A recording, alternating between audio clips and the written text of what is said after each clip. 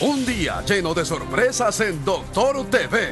Las bacterias. Pueden estar en un pedazo de carne en el refrigerador. No solo en un pedazo de carne en el refrigerador, sino puede contaminar también las verduras.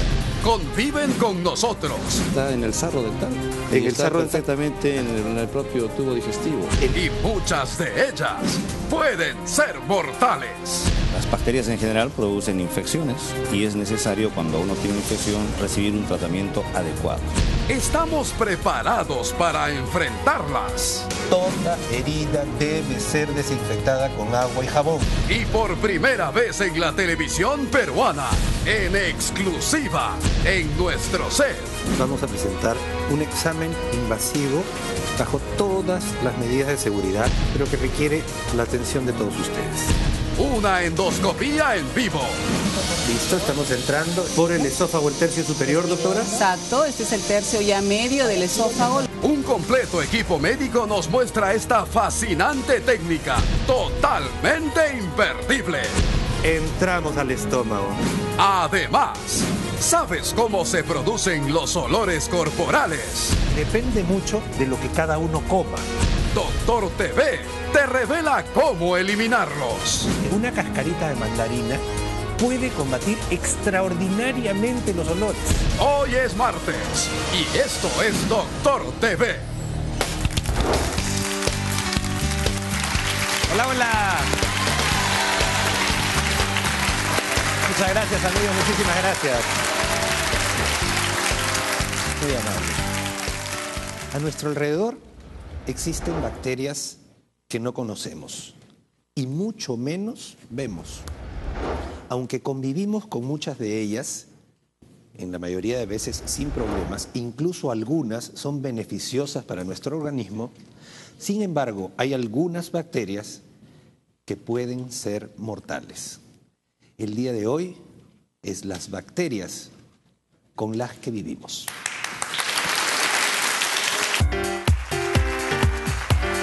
El tema de hoy llega gracias a Movistar. Para hablar de las bacterias con las que convivimos, contamos con la presencia de alguien muy importante. Se trata del doctor Juan Villena Vizcarra, que es profesor de Medicina Interna e Infectología de la Universidad de San Marcos, del Hospital Almenara, el decano del Colegio Médico del Perú.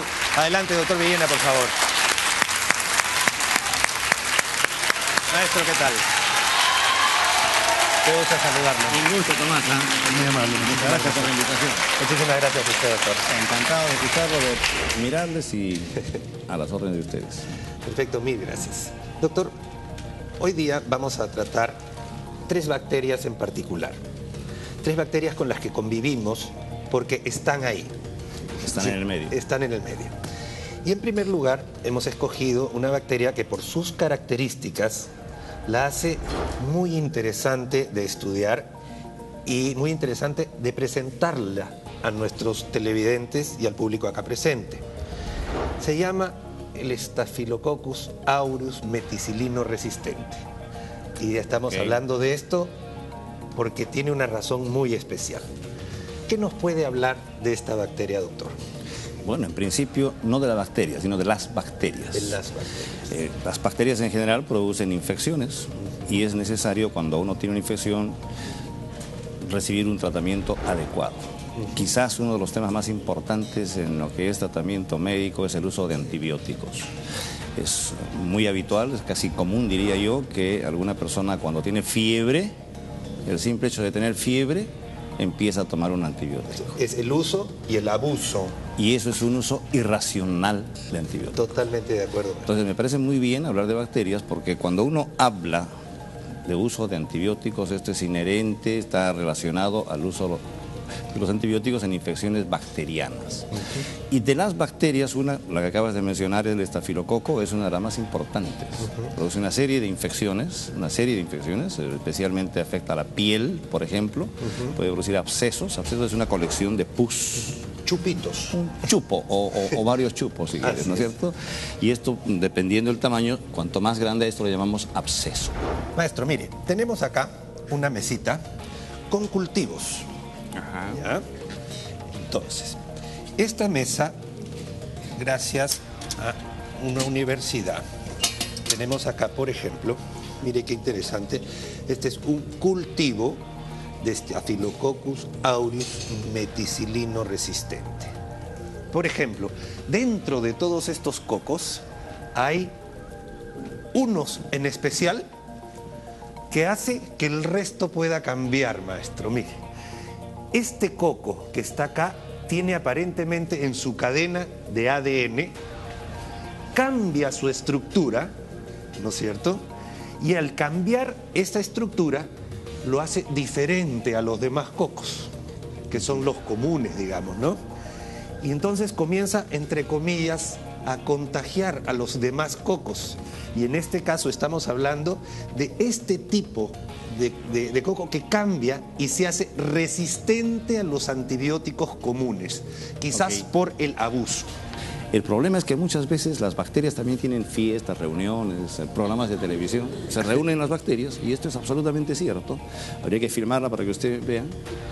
Y ustedes ven cómo están estafilococos, están estreptococos, pueden estar otros como Escherichia coli, otras bacterias, están todas juntas.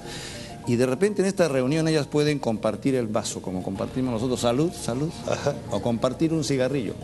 Pero ellas no le llaman cigarrillos, las bacterias le llaman transposomas. Y le envía un transposoma, que es como una especie de cajetilla de cigarrillo. Muy bien. Toma mi cajetilla de un estafilococo a un enterococo. A otra bacteria. A otra bacteria. Y en esa cajetilla está yendo la resistencia de la bacteria. Entonces es capaz de transmitir el estafilococo a los estafilocoquitos por sus cromosomas. Muy bien. Y el estafilococo a otra bacteria por estas cajetillas que le llamamos transposomas. Es decir, la resistencia no es solo en la... exactamente. Muy bien, doctor. Y eso es lo grave. Sí, pues acá tenemos los signos de lo que nos dan el estafilococo aureus meticilino resistente. Infecciones a la piel, que puede ser una forunculosis o un granito infectado. Tenemos, doctor, otra bacteria que es muy conocida, sobre todo en este país, en las mujeres, con respecto al tracto urinario. Estamos hablando de la Escherichia coli. Es una bacteria que, como usted lo ha dicho, también se está volviendo resistente por el mal uso o abuso de ciertos tipos de antibióticos. Entonces, la Escherichia coli. Acá tenemos lo mismo, un cultivo que tiene Escherichia coli. Y acá tenemos a la bacteria. Muy bien, ¿esta bacteria dónde se encuentra? Esta está en las heces. Está en las heces. Está en el tracto digestivo, de cualquier animal y del propio ser humano. Y también nosotros tenemos ahí bacterias como E. coli, pero no producen enfermedad. No producen enfermedad. Viven en el intestino, si es que esa es la expresión. Es colonia normal, ¿no es cierto? Pero también pueden estar en un pedazo de carne en el refrigerador. Y lógicamente no solo en un pedazo de carne en el refrigerador, sino puede contaminar también las verduras. En eso estamos. Mire, doctor, que tenemos acá para hacer una especie de experimento. Si nosotros tenemos distintas comidas y vamos a poner estas plastilinas, ¿ya? Y por decir, tenemos acá una carne que está contaminada, la vamos a poner de color rojo y lo juntamos con verduras, arroz y un puré. ¿De acuerdo? Solo basta que una parte de esto se mezcle con el resto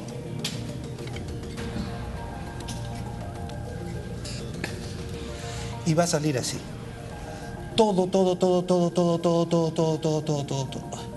Y esta mezcla de sustancias, todo ya está contaminado. O sea, ya está contaminado y lo vamos a ir viendo acá, porque toda esta carne ya y todo lo que uno ha ingerido se contaminó. Entonces cualquier pedacito de esto puede contaminarnos a nosotros. Y los síntomas que nos produce la Escherichia coli son básicamente dolor abdominal, diarrea, vómitos.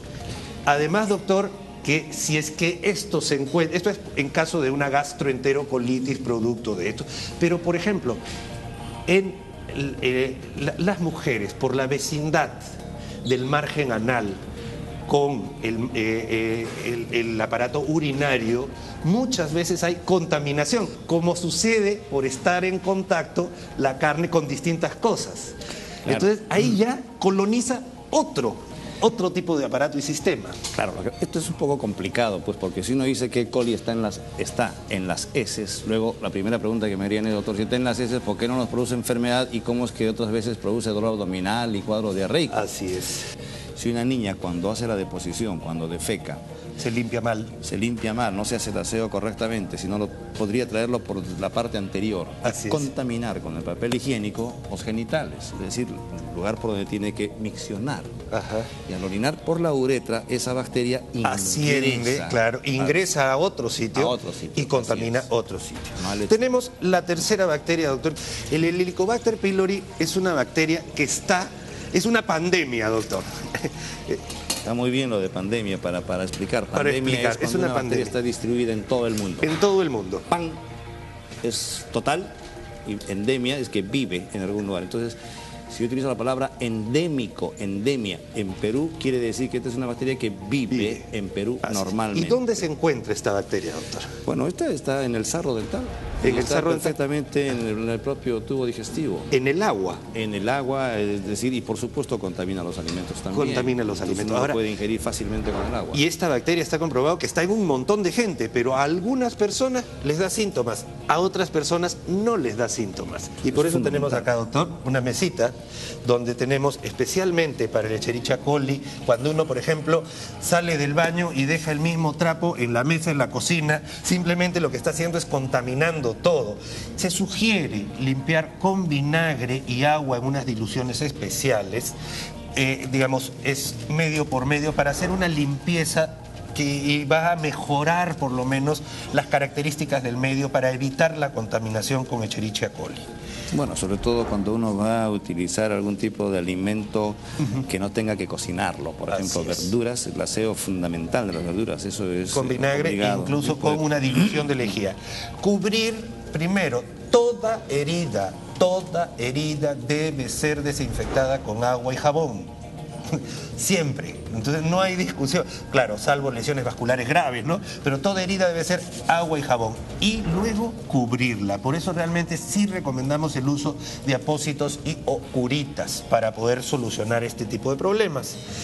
Y lo otro es que simplemente de preferencia tomar no agua del caño. Agua hervida, perfectamente bien, ¿no es cierto? Y envasada o embotellada en una jarra cubierta. La idea es beber agua que no esté contaminada. Así es. Y la mejor forma de evitar que esté contaminada es haciéndola hervir. Es una buena forma en la que y dejándola. Perfecto.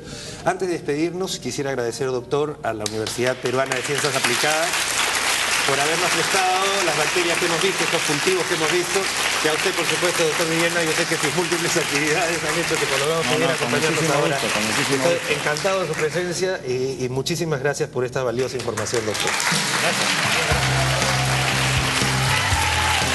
Felicitaciones, que distribuyamos una buena información. Te agradezco mucho, maestro.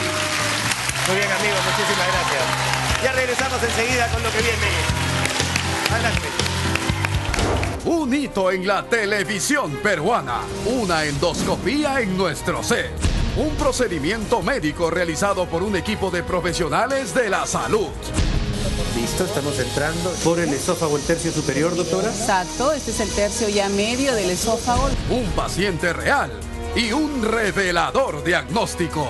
Vimos esta zona de punteado fino, eso nos habla de una gastritis. Y lo que vamos a proceder es a tomar unas pequeñas muestras que se llaman biopsias. Al volver.